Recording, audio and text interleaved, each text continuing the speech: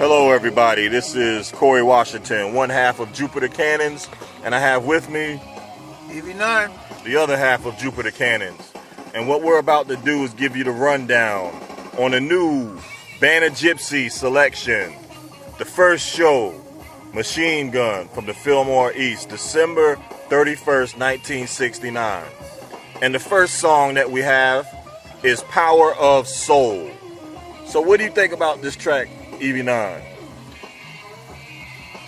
it's not as dynamic as the definitive version that he released, but as you listen to, I tell you what, Buddy really makes up for where Jimmy has problems, and and it sounds damn good in the car. All right, there you have it.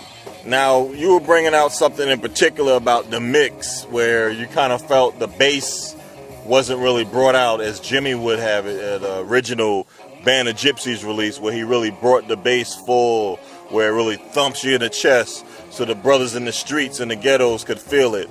Well, of course, Jimmy's not around this time, so he can't do that. So what was your thoughts on that? From what I noticed, whoever mixed it didn't really bring the bass up until Machine Gun and a couple of other tracks. So it seems like what they were doing is they were using the bass drum and how hard he's hitting the snare to compensate for it. But you don't feel it like it's not a full sound. It's a dynamic sound, but it's not full. Okay, very interesting. All right, that was our take on Power of Soul. The next track we're going to have is Lover Man. And now the next one we have is Hear My Train A Comin', a staple of his. Let's check out a little bit of this. But before we do, let's get your take on it first. We've heard this version several times, but this is the Band of Gypsys version. Did anything on this song stand out for you, or what's your take? So it's the funkiest version of it I've ever heard, and I like how he kind of integrates the blues into what the rhythm section is doing. Now I noticed during this entire set that his amps aren't at peak level like they normally are, which I also thought was very different. And I wonder, his playing is a lot more subdued than it was with the Experience even. Very interesting take. A lot of times on Hear My Train A Comin', he really solidifies his blues roots. I know we were talking earlier. After hearing stuff like this, Red House, there should have been no doubt in people's minds that Jimmy was a true blues master.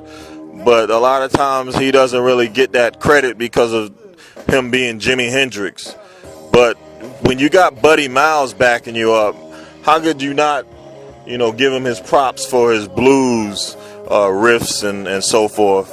And I mean, a lot of people don't give him credit for his soulful bluesy type voice.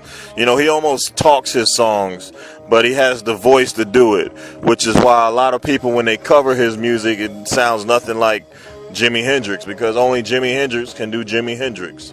So that was a very unique take. Did you have anything else on this one? I love the combination of him and Buddy. I wish they could have worked together longer on more tracks, actually. It's interesting that Jimmy, for some reason, it seems to me like he had a little ego conflict, because it seems like Buddy should have been singing on more material.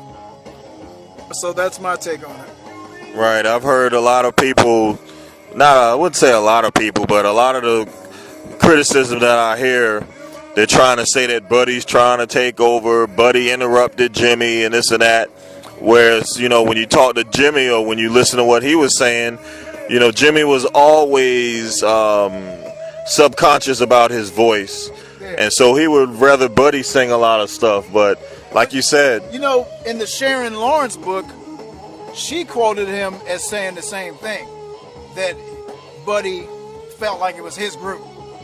Yeah, which is something that could be played, trying to play them two against each other, because we know Jimi Hendrix, if you study him, you catch him on the right day, he'll say this. You catch him on another day, he'll say He that. might have been irritated. Right. With Buddy at the time. And I mean, we got family members. We know how it is. yeah. These guys were like brothers.